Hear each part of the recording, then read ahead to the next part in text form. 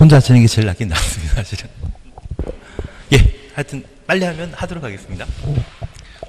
사실 이게 한 2시간이면 주택보가 농집 다 끝날 시간이거든요. 이번 시간이면. 아니, 일단 주택부터 하고 국회법만이라 한번 해보는 것도 괜찮으실 겁니다.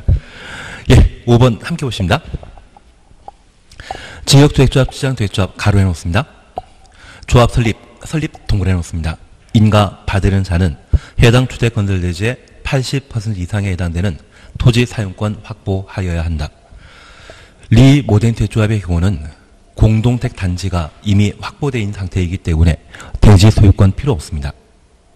그리고 지역 직장주택조합을 설립할 때는 주택건설대지의 80% 이상의 토지 사용권 필요한데 해산, 변경하는 때는 대지 사용권 필요하다, 필요 없다.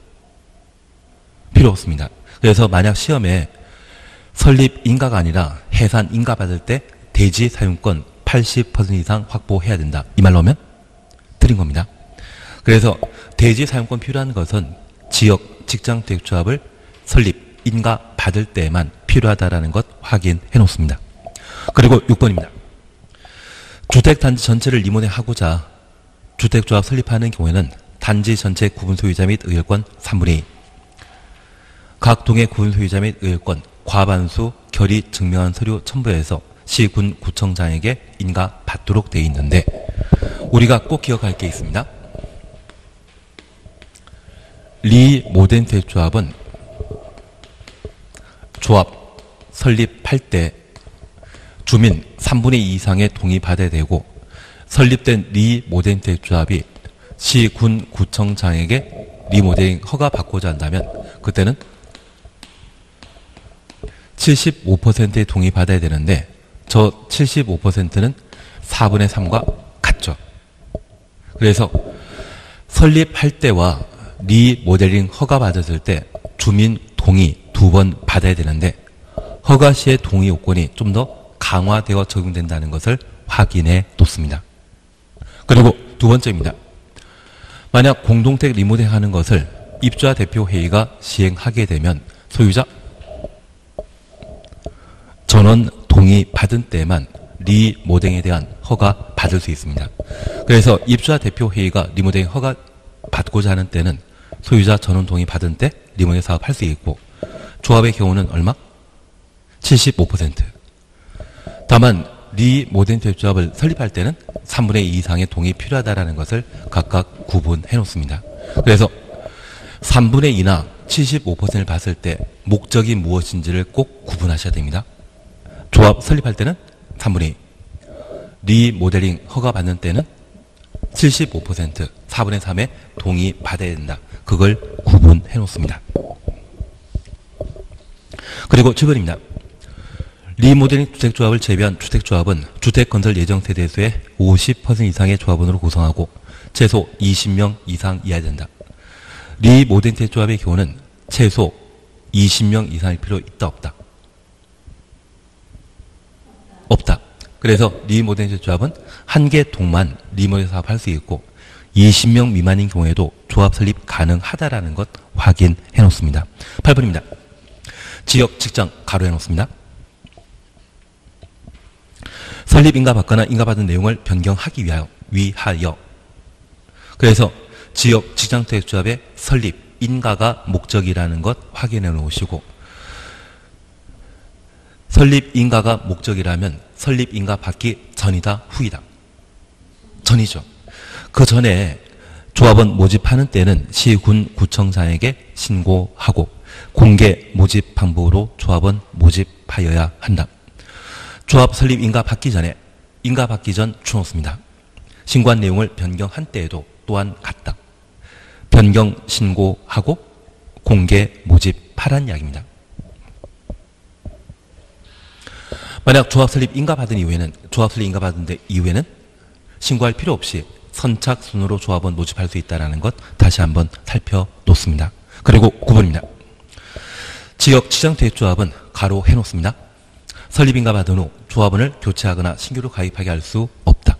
리모덴트 조합의 경우는 인가 받은 이후 신규 가입 가능한데 지역 직장택조합은 조합 설립 인가받은 이후에는 교체하거나 신규 가입하게 할 수 없다라는 것 확인해 놓습니다. 그리고 10번과 11번 묶어놓습니다. 워낙 자주 나오는 지문이기 때문에 눈에 익혀놔야 됩니다. 10번과 관련되어서는 조합은 자격 요건이라는 말 찾으셨죠. 자격 요건. 충족 여부를 판단하는 시점은 주택조합 설립인가 신청을 기준으로 하고 11번 조합원 추가 모집 승인과 조합원 추가 모집에 따른 변경인가 신청 주놓습니다. 사업계획 승인 신청일까지 하여야 한다. 그래서 앞으로 자격 요건이라는 말 보게 되면 그 판단 시점은 언제이다? 조합 설립인가 신청을 기준으로 하고 변경인가 신청할 수 있는 날은 언제까지? 사업계획 승인 신청일까지 가능하다라는 것 확인해 놓습니다. 12번은 워낙 자주 출제되는 재건 개정 지문이기 때문에 눈에 익혀만 놓습니다. 탈퇴한 조합원도 또는 제명된 조합원도 부담한 비용 환급을 청구할 수 있다는 것 확인해 놓습니다. 그리고 13번입니다. 주택조합은 설립인가 받은 날부터 2년 이내 사업계획 승인 신청하여야 하고 사업계획 승인 대상이 아닌 리모델링 주택조합의 경우에는 2년 이내 허가 신청하도록 되어 있습니다. 그리고 14번입니다. 주택조합이 공동사업자인 시공자 선정하는 경우 시공자는 시공자 주놓습니다. 시공보증 위에 국토교통부령이 정하는 기간에 시공보증서를 조합에 제출하여야 한다. 사업계획 승인권자 동일해 놓습니다. 착공신고 받는 경우에 시공보증서 제출 여부를 확인하여야 한다. 우리 시공보증이라고 하면 총 공사비의 20%입니까? 30%입니까? 30%. 시효자로 시작하기 때문에 30%. 반면 이행. 보증이란 말 나오게 되면 이이행 보증은 이이행 보증으로 우리가 알고 있죠. 그래서 그때는 20%라는 것 구분해 놓습니다. 그리고 두 번째 우리 이해하실 것이 있습니다. 주택조합과 관련된 관할 관청은 원래 시군구청장인데 시공보증서 제출은 사업계획 승인권자, 동그라미 해놓으신 사업계획 승인권자가 착공신고 받는 때 제출 여부 확인하는 것이지 시군구청장이 하는 거 아닙니다. 조합과 관련된 주택조합과 관련된 관할 관청은 누구이다? 시군구청장인데 시공보증서 제출은 누가 확인한다? 사업계획 승인권자가 확인한다는 것 확인하십니다. 아마 시험 문제 내게 되면 시군구청장이 착공신고 받는 때 시공보증서 제출 여부 확인한다. 이 말 나오면 틀린 질문입니다. 사업계획 승인권자가 확인한다는 것 살펴놔야 됩니다. 그리고 15번입니다. 리모델링 조합을 제외한 주택조합은 조합원 가입, 알선 등의 주택조합 업무를 공동사업체인 등록사업자 가로 해놓습니다. 등에 해당하는 자에게만 대행하도록 하여야 한다. 하나 기억할 게 있습니다. 리모델링 조합은 단독 시행한다, 공동 시행한다. 단독 시행하기 때문에 공동사업체인 등록사업자가 없습니다. 공동사업하는 자는 지역, 직장택조합만 공동사업하고 이들이 조합원을 새로 모집하고자 한다고 하면 공동사업자인 등록사업자에게 그 업무를 대행하게 하여야 합니다. 그러면 주택법상 업무 대행은 민간에게만 맡기는 것이죠. 민간에게만 맡기는 겁니다. 나는 대행이란 말 잘 알고 있다? 들으는 본 적이 있다. 예.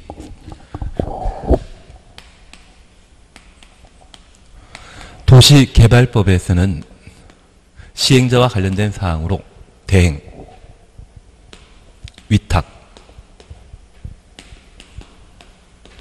신탁이라고 하는 세 가지가 있습니다. 개발법의 대행은 국가를 포함한 공공인 사업 시행자가 주택에 대한 설계, 분양에 관한 사항을 주택건설 사업자에게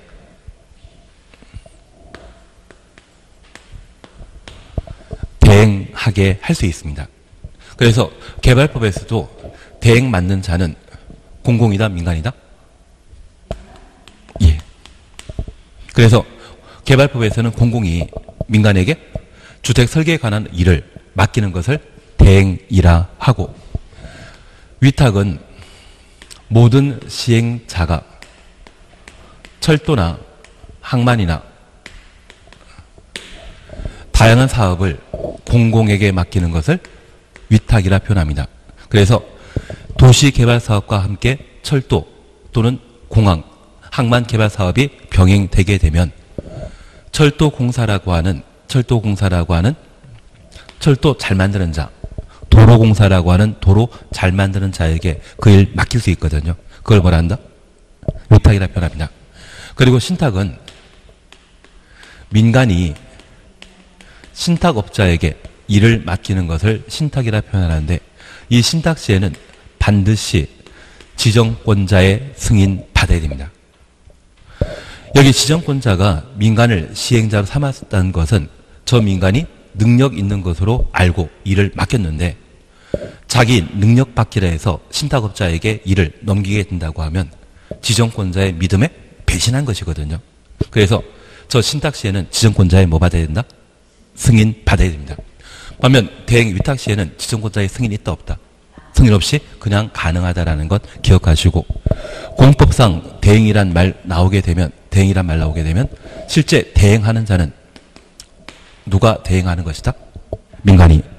그래서 주택법상 주택조합이 조합원 가입 알선 등을 남에게 대행시킬 때 공공에게 대행시키는 것이 아니라 누구에게만?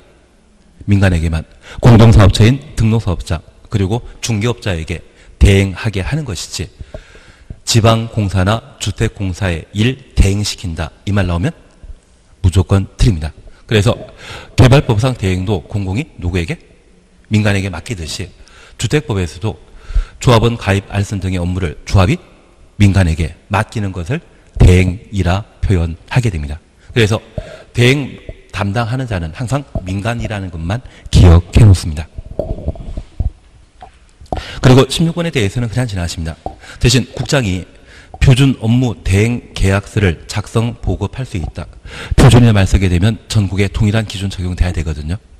그래서 우리 공법상 기준, 지침이란 말 보게 되면 항상 누가 정했다? 국장이. 여기에서도 국장이 결정한다라는 것 확인해 놓습니다. 그리고 17번입니다. 주택조합은 다음 하나에 해당되는 날 30일 이내 감사인의 회계감사 받도록 되어 있는데, 조합원이 냈던 돈을 잘 사용하고 있는지 그걸 알아보기 위한 절차입니다. 그래서 주택조합 설립인가 받은 날부터 3개월 지난 날부터 30일 내 1차 회계감사 받고, 사업계획 승인 얻은 날부터 3개월 경과한 때 30일 이내 2차 회계감사 얻으며, 사용금사 신청한 날부터 이때는 3개월 경과 필요 없습니다. 30일 이내 회계감사 받도록 되어 있는데, 나는 회계감사란 말을 들어본 적 있다 없다? 없으시죠? 회계감사에서는 1년을 4분기로 나눕니다. 4분기로 나눕니다. 4분기로 나눕니다. 그러면 이 분기는 몇 개월이다? 3개월입니다. 그러면 주택조합의 경우는 설립 인가 받게 되면, 조합 설립 인가 받게 되면, 저 조합 설립 인가 받을 때 조합원이 조합 가입비와 업무 추진비를 내게 됩니다. 서울 같은 경우에는 강남 쪽은 한 1억 넘게 내는데, 강남을 제외한 나머지에서는 7천에서 8천만 원 정도를 냅니다. 그런데 이 조합 가입비와 업무 비용이 8천만 원 책정되고 이번에 만들어지는 세대수가 1000세대면 얼마이다? 1000세대 8천만 원이면 계산이 안 나온다. 그리고 저 인가 받은 날부터 2년 내 사업계획 승인 신청하고 사업계획 승인 받게 되면 이때부터 건설 비용이라는 것을 냅니다. 그러면 저 2년 사이에 이 800억 통장에 남아있다 다 써버린다. 다 써버립니다. 누구 돈이다?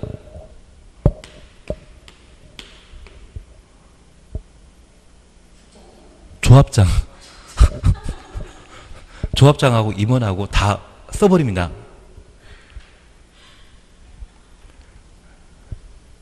나는 그런 거 잘 모른다? 그래서 이 시기에 지역주택조합 건설 예정지가 있다면 무조건 장로님 국장이시죠. 하여튼 공법 공부하다 보니까 사람이 바뀌었습니다.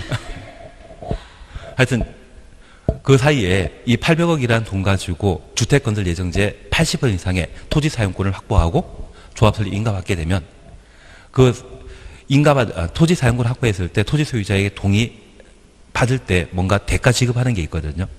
그때 이 돈 가지고 쭉 다 사용해버립니다. 그리고 나중에 사업계획 승인받게 되고자 한다면 토지 소유권을 확보하도록 되어 있거든요.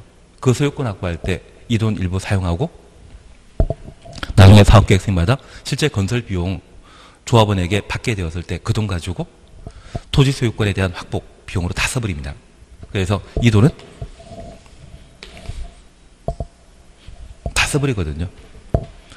그래서 나중에 괜찮지 않습니까? 돈 내는 사람은 억울하지만 네, 하는 사람은 괜찮습니다. 그래서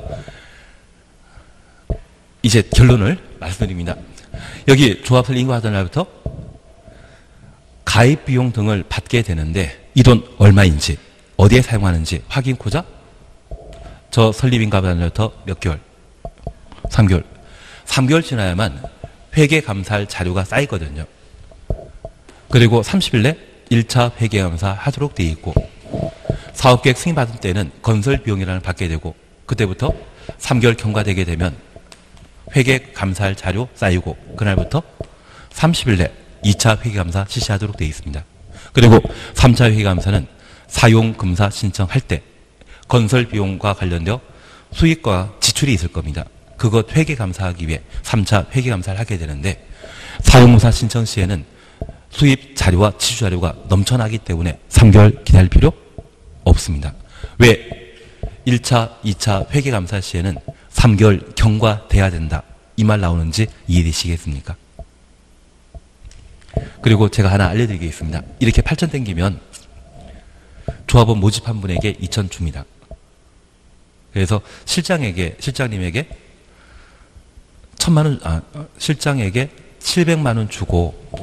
700만 원 주고 그 실장 바로 밑에 팀장이 있거든요. 팀장에게 500 주고 나머지는 실제 전화 상담에서 조합원 가입을 소개시켜 본 분이 있거든요. 그분에게 700에서 800 정도 떼어줍니다. 그래서 한 번에 3명 모집했다고 하면 한 방에 얼마다? 2천에서 800만 원 떼어주면 3명이면 2,400 괜찮지 않으십니까?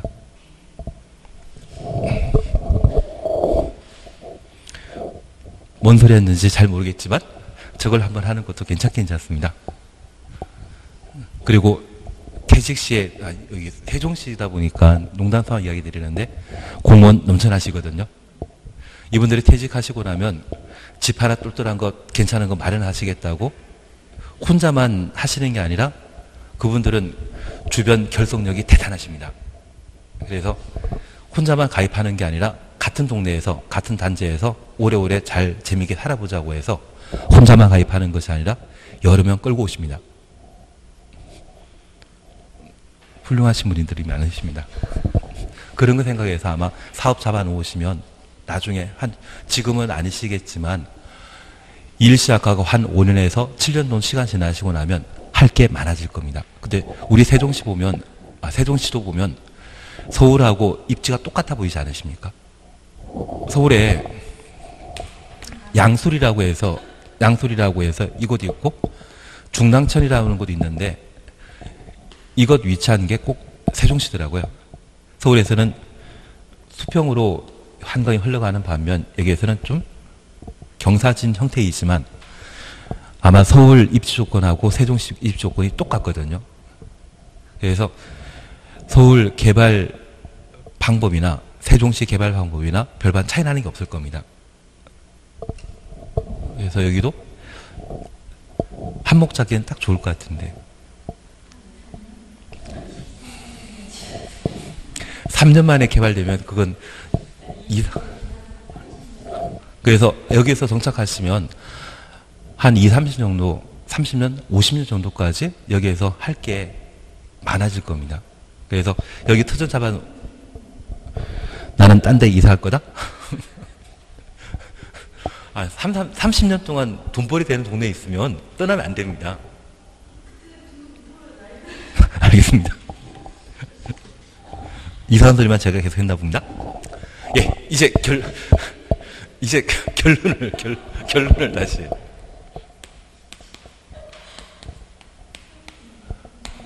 근데 2, 30년 동안 정착해 살고 나면 딴 데 가면 대접 못 받지만 여기에서 자리 잘 잡아놓으면 대접 받으시면서 살 수 있습니다. 이제 결론입니다. 여기 주택조합과 관련되어 절차와 관련되어 우리 꼭 하나 기억하실 것은 조합 설립 방법은 원칙적으로 인가제이지만 국민주택 공급받기 위한 직장주택조합 설립하는 때는 뭐하고 설립한다? 인가받아 설립한다라는 것 기억하시고 조합 설립 요건과 관련되어 인가받아 설립하는 지역 직장주택조합은 주택건설 예정지 전체 면적의 80% 이상의 토지 사용권 확보해야 되는데 이 토지 사용권은 조합, 해산, 변경 시에는 필요하다, 필요 없다. 언제면 필요하다? 설립할 때만 필요하다라는 것 기억하시고 지역 직장주택조합의 경우는 조합원 수의 제한을 받게 됩니다. 조합원 수는 최소 50% 이상이고 최소한 20명 이상은 확보돼야 된다. 이런 조합원은 조합 설립 인가 신청일부터 입주 간일까지 무주택 세대주이거나 85제곱미터 이하의 주택을 한 채 소유한 자만 조합은 될 수 있다는 것 확인해 놓습니다. 그리고 인가받아 설립하는 리모델주택 조합은 대소선을 목적으로 한다면 10년, 증축형 리모델 사업 목적으로 한다면 15년 경과돼야 되고 시, 군, 구청장이 실시하는 안전진단 통과한 때만 증축형 목적의 리모델 사업 할 수 있다는 것 기억하셔야 됩니다. 나는 저런 거 모른다? 처음 본다? 조합원 수에 대한 제한이 있다 없다? 조합원 수에 대한 제한은 있다 없다? 없습니다. 그리고 이들은 반드시 공동택 소유자이어야 되죠. 그리고 주민 동의 필요한데 그 동의 요건은 3분의 2. 이런 방법으로 조합이 만들어지게 되면 조합에는 조합장을 포함한 임원과 총회 그리고 조합원으로 구성되게 되는데 이 총회와 관련되어 우리가 꼭 기억하실 것 최초 총회를 창립총회라 표현합니다. 그리고 나는 정화나 게임이라는 말 기억난다?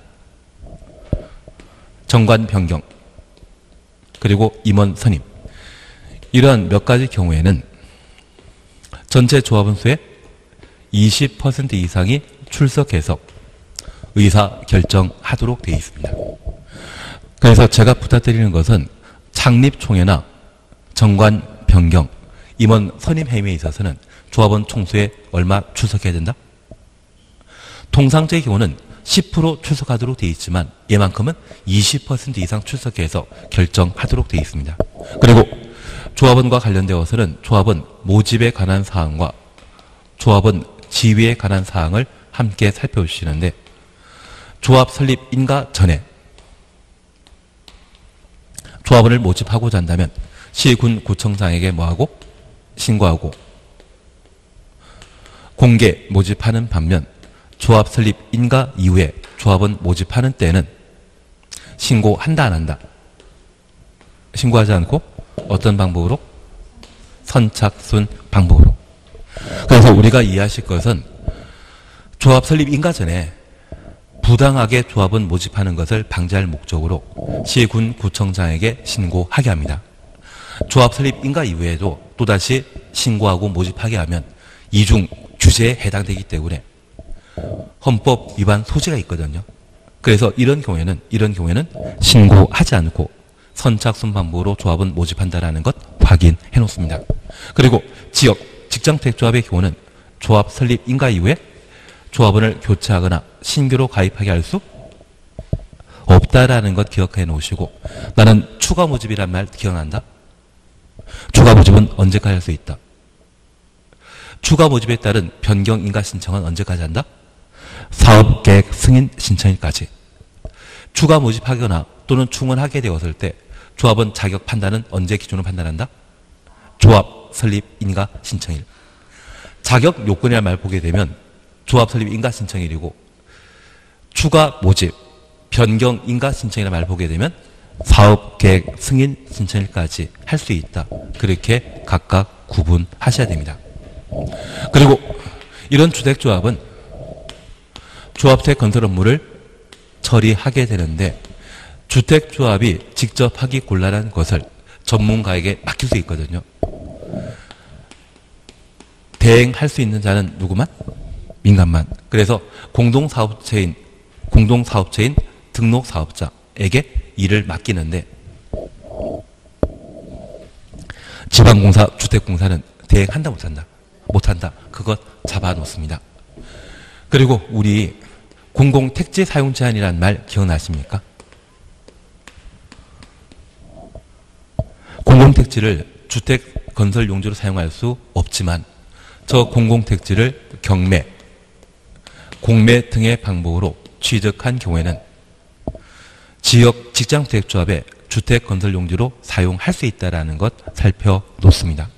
그리고 시공보증이란 말 우리가 방금 확인하셨고, 우리 지문에는 없지만 공동사업체인 등록사업자의 귀책 사유로 사업이 지연되게 되면 등록사업자는 조합원에게 손해배상하여야 한다. 그래서 손해배상 책임에 관한 사항 살펴주시는 게 필요합니다. 그리고 마지막 우리 보셨던 게 회계 감사에 관한 내용을 함께 보셨습니다. 근데 이 중에 가장 중요한 게 얘입니다. 그리고 다음으로 중요한 게 시공보증인데, 저 시공보증과 관련되어서는 30%란 말 기억나고, 저 시공보증서의 제출은 누가 확인한다? 시군구청장입니까? 사업계획 승인권자입니까? 사업계획 승인권자가 시공보증서 제출하게 됩니다. 제가 이렇게 이야기 드리는 것은, 주택조합은 조합 설립할 때도 시군구청장에게 인가받거나 국민택 공급을 목적으로 한 직장조합자라면 신고하고 설립하고, 조합원 모집 시에 누구에게 신고한다? 시군구청장. 특광시군은 국토계획부에 나와야 되고, 나머지는 웬만하면 시군구청장. 시군구청장에 신고하고 모집하도록 되어 있는데, 여기 시공보증서 제출만큼은 제출 여부 확인하는 자는 누구이다? 사업계획 승인권자. 왜냐하면 착공신고란 말 보게 되면 그 착공신고는 사업계획 승인권자에 해야 되는데, 사업계획 승인권자에는 시군구청장 들어가는 거 아닙니다. 사업계획 승인권자는 규모 큰 사업이라면 시도지사, 대도시장, 규모 작은 것이라고 하면 특광시군. 이제 볼 겁니다. 그래서 꼭 제가 부탁드릴 것은 시공보증서 제출 여부에 대해서는 시군구청장이 확인하는 것이 아니라 누가 확인한다? 사업계획 승인권자가 확인한다. 그걸 꼭 한번 확인해 놓습니다. 양가로 2번입니다. 사업계획 승인 찾으셨죠? 다음 호수 세대 이상의 주택건설 사업하려는 자는 사업계획 승인권자에게 사업계획 승인 받도록 되어 있습니다. 단독택의 경우는 원칙 30, 한옥의 경우는 50, 공동택은 30, 세대수 증가인 경우에도 30세대 이상의 사업계획 승인 대상입니다. 다만 다음 요건 모두 갖춘 단지형 연립, 단정 다세주택, 단정 연립택과 단정 다세주택 가로 해놓습니다. 50세대 이상. 세대 주거적 면적은 얼마? 30. 진입도의 폭은 6m 이상. 이 요건 갖췄을 때 단정 연립, 단정 다세주택은 50세대부터 사업계획 승인 대상이라는 것 확인해 놓습니다. 그리고 2번입니다. 유통상업지역 제한 상업지역 또는 준주거지역에 300세대 미만 추정없습니다. 주택과 주택의 시설을 동일 건축물로 건축하는 경우, 주상 복합 건축이죠. 건축 연면적에 대한 주택 연면적 비율 합계가 90% 미만의 경우는 사업계획 승인 대상에서 제외한다. 그러면 이제 우리 이렇게 잠깐 보십니다. 우리 주변의 주택은 건축법에 따라 건축 허가받아 만드는 것과 주택법에 따라 사업계획 승인받아 만드는 경우가 있습니다. 특별히 건축허가 대상은 30세대 이상의 주택건설 사업은 당연히 사업계획 승인받아야 되는데 저 30세대 이상이랄지라도 위치 장소가 유통 상업지역을 제외한 상업지역이거나 준주거지역에 해당되는 지역으로서 주상복합 세대수가 얼마?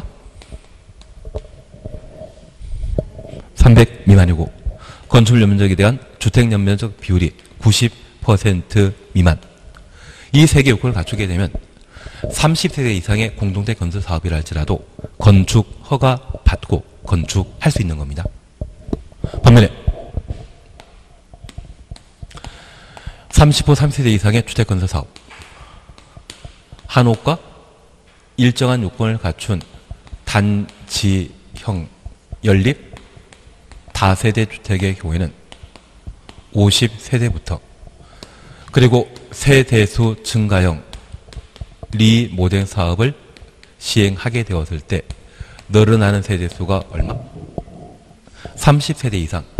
그리고 대지 조성 사업과 관련된 면적이 10,000제곱미터 이상의 경우에는 사업계획 승인 대상이지만 얘는 건축허가 대상이라는 것 구분해 주셔야 됩니다. 그래서 만약 시험에 막말로 한옥을 40세대 40호 건설한다면 한옥을 40호 건설한다면 사업계획 승인 대상이다. 건축허가 대상이다.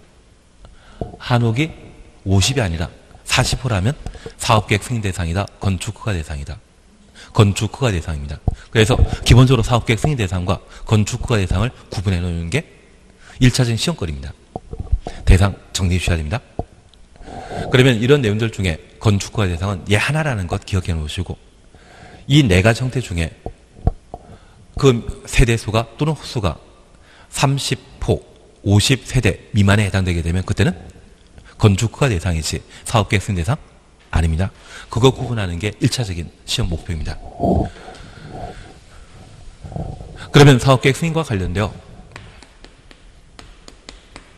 대상에 관한 문제가 해결되었다고 하면 이제 사업계획 승인과 관련된 절차에 관한 문제로서 사업계획 승인권자 구분하시는데 3번 차셨죠. 그리고 박스입니다. 주택건설 사업 등으로 대지 면적이 10만 제곱미터 이상, 10만 이상이란 말 눈에 보이시죠? 특별시장, 관시장, 도지사 또는 대도시장이 사업계획 승인권자이고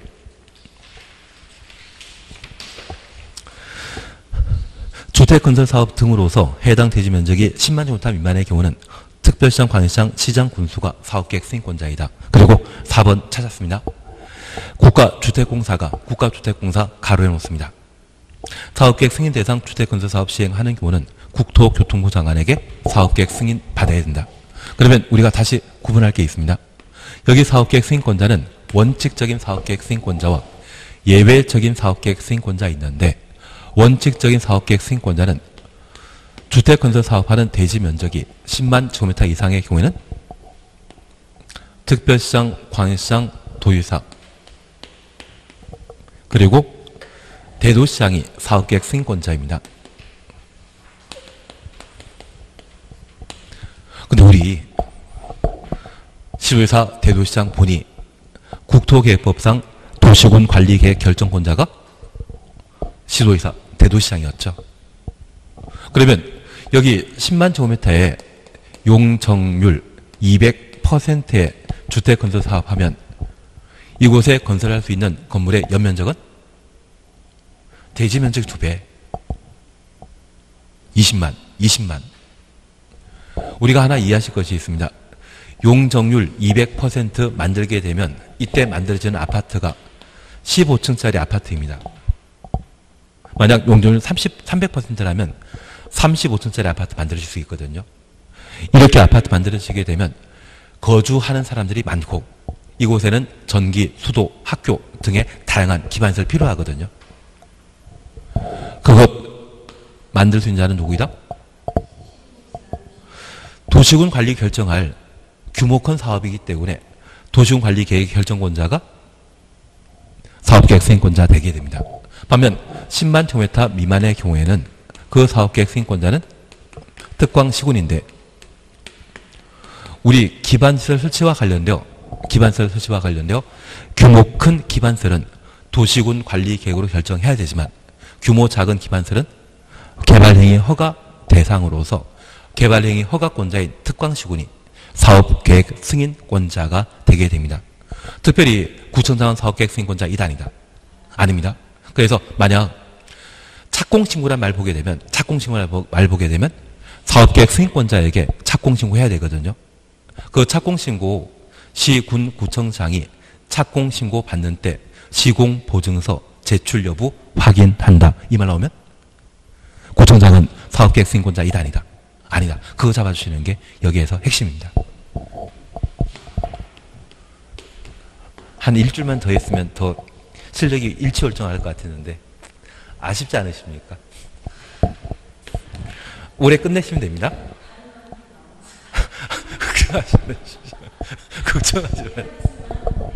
걱정하지 마세요. 잘하고 계시니까 지금이면 충분하시거든요. 잘하면 우리 한 방에 1, 2차 동시에 통과하지 않겠습니까? 자신감을 가지십시오. 내가 떨어지면 그 시험은 불공정한 시험입니다. 정부종합청사앞에서 대부를 하러 가는 거지 그냥 가만히 있으면 되겠습니까? 자신감을 가지고 그냥 보시는데 하여튼 지문 좀 길다, 이상하다, 처음 본다 그러면 패싱하는 겁니다. 다 패싱하더라도 한 시험지 한 장만 넘기면 그 다음부터는 다 아는 게 나올 겁니다. 시험은 내가 모르는 게 많아봤자 6문제 정도밖에 안 됩니다. 나머지 다 내가 아는 것들만 깔려 있을 겁니다. 그래서 자신 있게 푸시면 됩니다. 자신감을 가지시면 됩니다. 시험보다 내가 그동안 공부한 게 많지 않으십니까? 그 정도는 충분하시지. 머리도 좋지 않으십니까? 지금 잘하고 계시는 겁니다. 그래서 자신감 있게만 하시면 되는 겁니다. 예, 그리고 이들의 사업계획 승인하고자 한다면 일정한 요건을 갖춘 때 사업계획 승인할 수 있는데 특별히 대지 소유권 확보하는 것이 원칙입니다. 국가가 주택 건설 사업하는 경우는 대지 소유권 확보할 필요 있다 없다? 없다. 그거면 됩니다. 그거면 됩니다. 그래서 우리 5번 보십니다.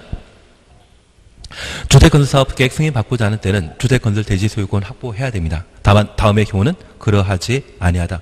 1번 지구 단위 계획과 관계된 사항이고 2번 사업체가 주택건설 대지에 사용할 수 있는 권한 가로 해놓습니다. 이것 확보한 때는 대지 소유권 없이도 사업계획 승인 받을 수 있습니다. 3번 국가 등의 주택건설 사업하는 경우 공공이 주택건설 사업하는 때에도 대지 소유권 필요 없다라는 것 확인해 놓습니다. 그리고 6번입니다. 사업계획 승인권자는 사업계획 승인할 때 사업체에 제출하는 사업계획에 해당 주택건설 사업 등과 직접 관련 없거나 과도한 기반세의 기부 체납을 요구하여서는 아니 된다. 기부 체납 긍정한다, 부정한다. 기부 체납을 긍정하고 있습니까? 부정하고 있습니까? 부정문으로 끝나고 있기 때문에 부정하는 것이죠. 여기 기부 체납에 대해서는 12년 전쯤에 헌법재판소로부터 우연 판결 받은 적이 있거든요. 그래서 주택건설사업과 직접 관계없는 기반설의 설치를 기부 체납 요구하여서는 아니 된다. 부정문으로 끝나고 있다는 것 확인만 해놓습니다. 그리고 7번 그냥 재미로 보십니다. 한국토지주택공사 지방공사 등록사업자 가로 해놓습니다. 동일한 규모의 주택을 대량 추정했습니다. 건설하려는 경우 국토교통부 장관에게 주택형별로 표본 설계도서 주만 쳐놓습니다. 작성 제출하여 승인 받을 수 있다. 승인 동그라미 해놓습니다. 그러면 우리가 잠깐 이해하실 것이 있습니다. 첫 번째 우리 기억하실 것은 여기에 주택조합은 있다 없다? 여기에 주택조합은 등장한다, 등장하지 않는다? 등장하지 않습니다. 주택조합은 한번 조합대 건설하게 되면 해산해버리기 때문에 동일한 형태의 주택을 대량으로 건설하는 자가 아니거든요. 그래서 표본 설계도 작성하는 자에 주택조합은 포함되는 거 아닙니다. 그리고 두 번째입니다. 이 표본 설계도 만들게 되면 서울이건 세종이건 부산이건 광주이건 똑같은 형태의 아파트를 만들게 되는데 우리 브랜드 같은 아파트를 서울이든 지방에 다 돌아다니면서 방문해 보시면 내부 구조 똑같죠. 설계 도면이 같기 때문에 내부 구조가 똑같거든요. 그것은 표본 설계 도서에 따른 겁니다. 다만 우리가 이해하실 것이 있습니다. 건축법에서는 표준 설계 도서라 표현하는 것을 주택법에서는 뭐라 한다? 표본 설계 도서라 달리 표현한다는 것만 기억하시고 건축법상 표준 설계 도서는 국토교통부 장관이 정합니다. 반면 표본 설계 도서는 지방공사, 주택공사, 등록사업자가 만들어서 국토교통부 장관에게 승인받고 사용할 수 있습니다. 그래서 제가 부탁드리는 것은 이 표본 설계도서를 주택조합에서 만든다. 그 개념 나오면 무조건 틀린 것으로. 주택조합은 한 번 조합대 건설하게 되면 바로 해산해버린다는 것을 꼭 염두에 두셔야 됩니다. 그리고 8번입니다. 사업계획 승인받은 사업체는 사업계획 승인받은 날부터 5년 내 공사에 착수하도록 되어 있습니다. 그리고 우리 기억나는 게 있으십니다. 통상 착수공은 2년 내 공사 착수하도록 되어 있지만 건축신고한 때는 1차, 공장에 대해서는 허가받은 날부터 3차, 사업계획 승인받은 자는 5년 내 공사 착수하도록 되어 있죠. 그리고 주민 입안 제한한 지구 단위 계획이 결정 고의되면 몇 년? 5년 내 공사에 착수하도록 되어 있죠. 하여튼 요즘 1차 공부하느라고 정신없습니다. 그리고 건축법상 특별건축구역의 경우에도 5년 내 공사에 착수하면 특별건축구역 계속 유지되는데 공사에 착수하지 않는다면 전부 또는 일부 해제할 수 있다. 그렇게만 다시 살펴놓습니다. 그리고 9번은 두 번째 줄에 분양 보증된 사업은 제외한다. 주택 분양 보증된 사업은 제외한다. 주택 분양 보증 추천없습니다. 첫 번째 우리 기억할 게 있습니다. 9번입니다. 사업계획 승인권자는 다음에 해당되는 경우 사업계획 승인 취소할 수 있다. 취소할 수 있다. 취소 두 글자 할 수 있다. 추천없습니다. 네 글자 추천없습니다. 주택법에서는 취소해야 한다. 강행 규정에 의한 필수적 취소가 없습니다. 주택조합의 경우에도 취소할 수 있다. 사업계획 승인도 취소할 수 있다. 임의적 취소만 존재하지 필수적 취소 없습니다. 그래서 만약 시험에 거짓 부정한 방법으로 뭐 해놓고 취소해야 한다. 사업계획 승인 취소해야 한다. 이 말 나오면 무조건 틀린 것으로. 뭔지 모르지만 주택법에서는 취소해야 한다. 있다 없다? 없다. 그리고 두 번째 우리 봐줄 것이 있습니다. 박스 속에 2, 3 묶어놓습니다. 2번, 3번 묶어놓습니다. 사업체가 경매 등으로 대지 소유권 상실하거나 3번 사업체가 부도 파산으로 공사 완료 불가능하더라도 주택 분양 보증 추천 오셨죠? 주택 분양 보증 추천 오셨죠? 이 경우는 사업계획 승인 취소 대상이다 아니다? 아닙니다. 그래서 시험에 주택 분양 보증 받은 사업 주체가 부도 난 경우 사업계획 승인을 취소할 수 있다. 이 말 보면 맞다 틀리다. 얘 때문에 취소 사유가 아닙니다. 그냥 사업체가 부도 파산하면 사업계획 승인 취소할 수 있는데 주택 분양 보증받은 사업체의 경우는 부도 파산하더라도 사업계획 승인 취소 대상 아니다. 그 의미가 주택 분양 보증 받은 경우는 제외한다. 그 의미로 파악해 놓습니다. 그리고 10번은 그냥 재미로 보십니다. 우리 입주 예정자 대표회의라는 말 찾으셨죠? 입주 예정자 대표회의 총 몇 글자입니까? 9글자. 그 다음에 수는 뭐가 나와야 된다? 10이 나와야 됩니다. 그래서 입주 예정자 대표회의가 사용무사 받는 경우에는 10일 이상 공고하고 입주 예정자 과반 동의로 몇 명?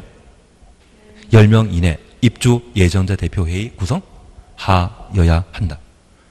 그래서 그냥 얘는 재미로 기억하시는데 입주 예정자 대표회의 나오면 항상 뒤에는 뭐가 나야 된다? 10일 이상 10명 이내. 왜냐하면 공법에는 가장 흔히 나오는 게 2년 아니면 30일입니다.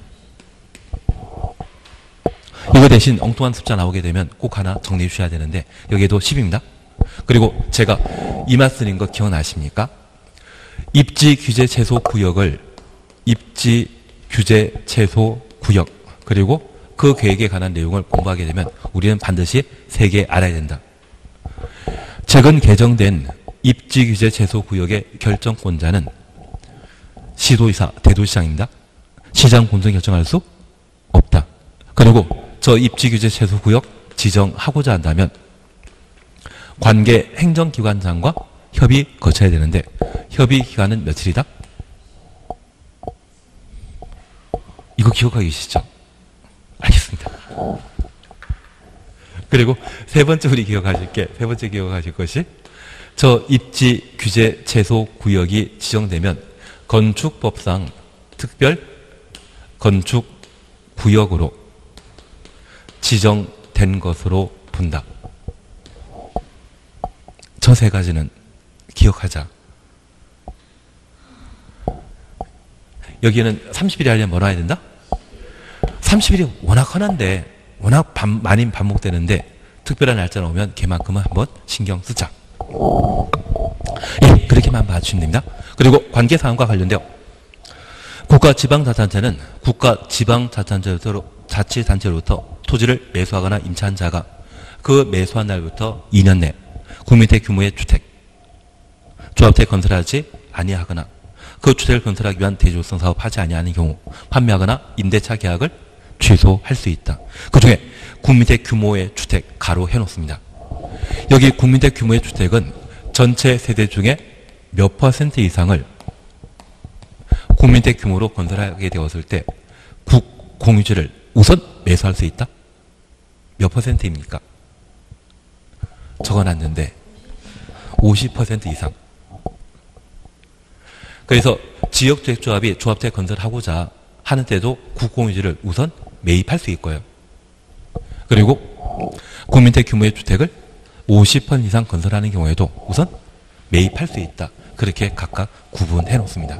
그래서 나중에 우리가 업무 영역 넓혀 나가다 보면 국유지나 시유지의 땅을 어떤 특별한 목적으로 매수하게 되면 감정평가에게 팔아주는 땅이 있거든요.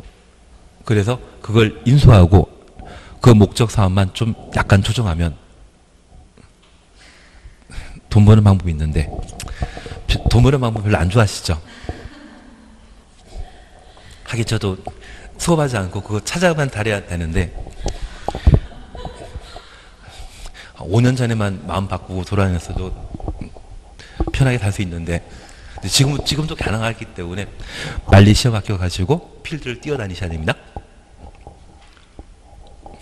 합격할 수 있습니다. 편하게만 생각하십시오. 그리고 지금 했던 거면 충분할 겁니다. 예, 그리고 2번입니다. 사업체가 국민택 용지를 사용하기 위해 환지 방식 주셨습니다. 도시개발 사업 시행자에게 채비지 매각을 요구한 경우 채비지 주셨습니다. 시행자는 채비 총 면적의 얼마? 2분의 1. 사업체에게 우선 매각할 수 있다. 전부 매각하는 것이 아니라 2분의 1. 그리고 옆에다가 이렇게만 하나 적어 놓습니다. 이렇게 매각하는 가격은 원칙, 감정 가격을 기준으로 합니다. 그리고 예외, 임대주택 건설을 목적으로 하는 경우라면 조성 원가를 기준으로 할 수 있습니다. 감정가격과 조성원가 중에 가격이 높은 것은 뭐다? 조성원가보다 감정가격이 높고 저 감정가격보다 높은 가격이 시가이거든요. 그래서 이 채비지 공급 가격을 공시지가로 한다. 이 말 나오면 틀리고, 시가로 한다. 그 말 나오면 틀립니다. 이때만큼은 원칙은 감정가격 기준하고 예외 임대택이란 말 보게 되면 그때는 조성원가를 기준으로 할 수 있다. 그렇게만 구분해 놓습니다. 근데 전 수업하다 보면 모르는 척 하는 사람한테 더 눈이 많이 가더라고요. 아는 척 하시는 분들은 이 정도는 잘하고 계시는구나 해서 눈길이 잘 안 가는데 모르는 척 하면 제 설명하는 게 좀 더 다운시켜야 되지 않나 그 생각을 많이 하거든요. 설명이 좀 어려워가지고 이해 못하시나 걱정돼가지고 자주 쳐다보더라도 이해해 주십시오. 안 쳐다보도록 하겠습니다.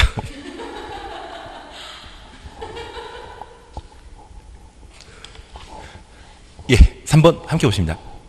주택상한테 찾으셨죠? 우리 공법에 채권지들은 총 몇 개 있다? 4개.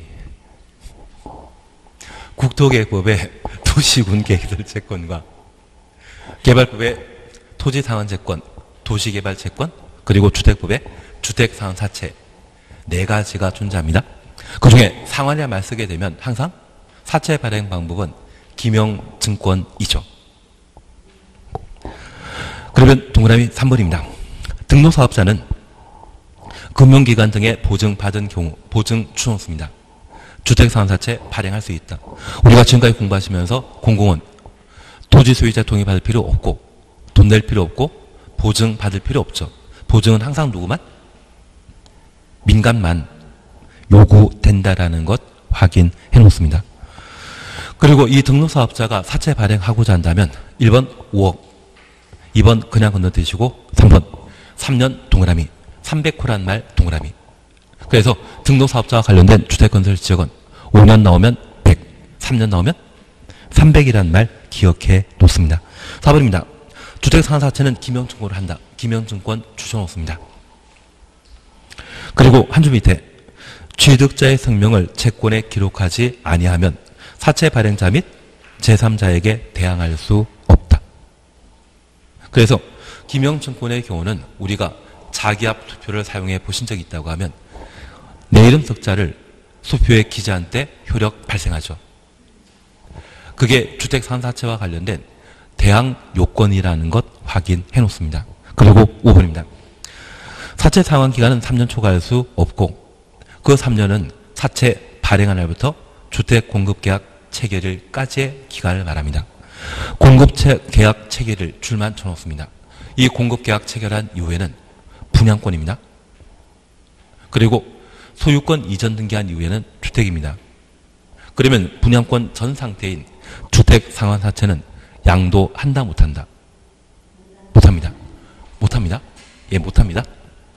분양권만 양도할 수 있고 분양권 전 상태일 때는 양도할 수 없습니다. 그래서 우리 공인중개사법 공부 시간에 공급질서 교란 금지 공부하시면서 주택법상 주택을 공부할 수 있는 증서, 지위에 대해서는 양도, 양수, 알선, 광고할 수 없다. 그 말 기억나십니까? 아닙니다. 예, 할 수 없다. 양도할 수 없다. 양도할 수 없다. 그렇게만 기억해 놓습니다. 쉬었다 하십니다. 쉬었다 하십니다.